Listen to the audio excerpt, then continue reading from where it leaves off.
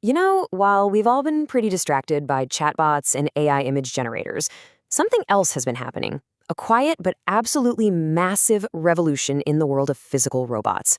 Something fundamental has just changed, and it is happening way faster than almost anyone realizes.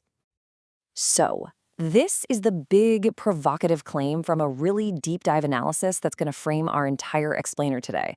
The idea is that we're not just seeing a simple upgrade, we're literally witnessing the birth of a completely new species of machine. But the real question is that just hype or is it for real? Well, let's find out. See, this isn't about just one single invention. It's more like a perfect storm, a convergence of three totally separate fields all hitting a critical point at the exact same time. So let's break them down one by one. For decades, robotics has always been a game of trade-offs, right? You could have a robot that was strong, or one that was smart, or one that was cheap, but you could never, ever have all three. Well, that iron law has just been completely shattered. For the first time, all three of these things are improving exponentially all at once, creating this incredible feedback loop that's basically rewriting the entire rulebook. So where do we start? Let's start with the robot's body itself. I want you to forget the clunky, rigid metal arms you're probably picturing. The biggest leap forward is actually in the materials. We're talking about soft, bio-inspired machines. For about 50 years, robotics has been haunted by what's called the wetware gap. Just think about the graceful, quiet efficiency of a cat versus, the loud, clumsy power of a factory robot. That huge gap between biology and mechanics has always been the core problem, and these new materials are finally starting to close it. And the results are, well, they're staggering. We're not talking about just matching human muscle here.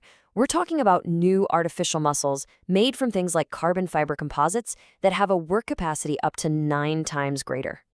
And honestly, it gets even more dramatic than that.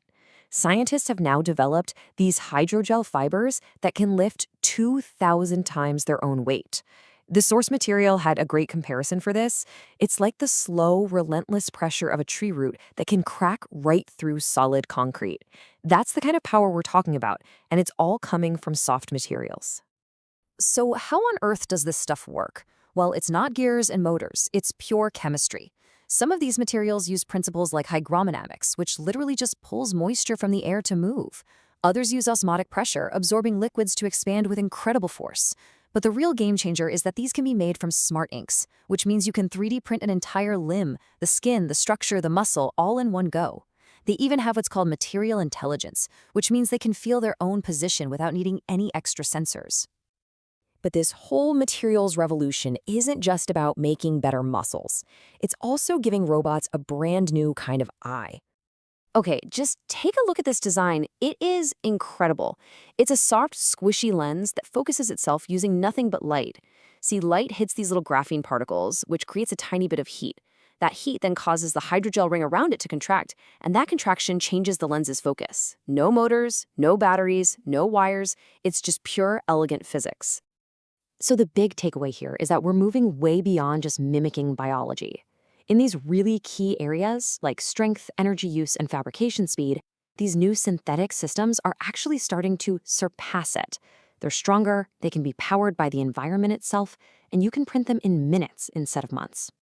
Okay, so we have a revolutionary new body, but a body is nothing without a brain, right? And this brings us to the second pillar of this whole convergence, giving these amazing new bodies a mind that's actually capable of physical intuition. And this just illustrates the shift perfectly. The old way involved engineers painstakingly coding every single joint movement for a very specific task. And if anything changed, even slightly, the code would just break. The new way, we just teach the robot. The AI learns by watching hours and hours of video, and it generalizes the concept of a task, not just memorizing a bunch of movements. Now, this is all made possible by something called a Vision Language Action Model, or a VLA. You can think of it like a universal translator for the physical world. It sees what's happening, it understands your voice command, like pick up the blue cup, and it directly translates that into motor controls for the robot's limbs. It connects understanding to action in one seamless step.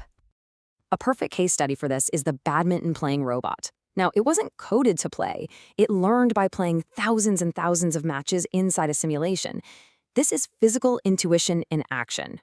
It has to track that fast-moving shuttlecock, predict its path, and coordinate its entire body to make the perfect swing, all in a fraction of a second. So we have a better body and a smarter brain. But this third pillar, this is what truly ignites the explosion. The price is absolutely collapsing. This is the economic shockwave that changes the game entirely. Just let that number sink in for a second. $1,370. Just 2 years ago, a similar, though, more advanced robot would have cost you over $100,000. This isn't just an incremental drop. This is a total phase change. So how is that price even possible?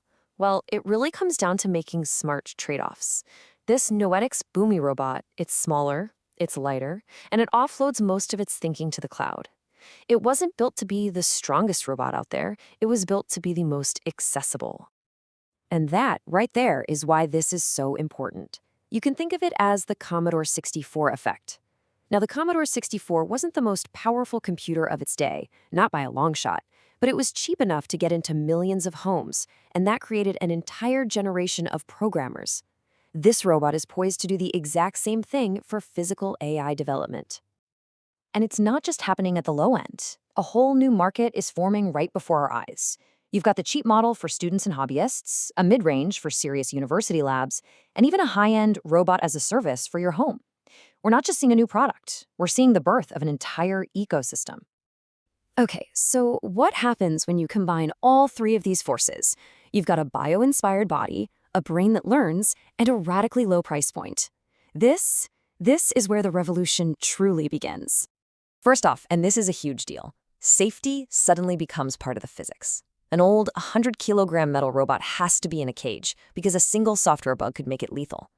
But a 12-kilogram robot made of soft composites, it can't physically cause serious harm. This kind of passive safety is what will finally allow robots into our homes and into our public spaces. Second, there is this really fascinating paradox.